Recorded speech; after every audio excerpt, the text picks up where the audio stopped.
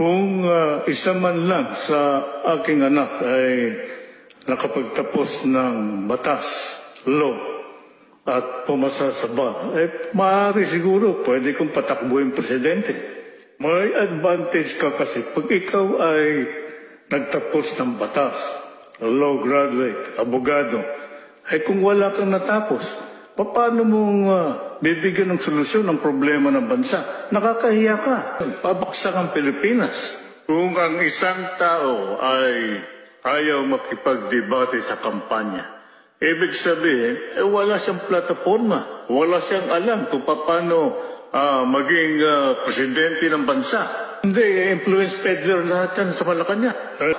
Ano ang mangyayari sa ating bansa kung ang papalit isang drug addict, walang degree? Kailangan ng taong bayan ay isang gobyernong tapat at ang sa ganon ay umangat. Anong silbi ng pagkakaisa kung ang iboboto naman ninyo ay ang mga nagkakaisang magnanakaw? Ay kayong bahala sa buhay ninyo.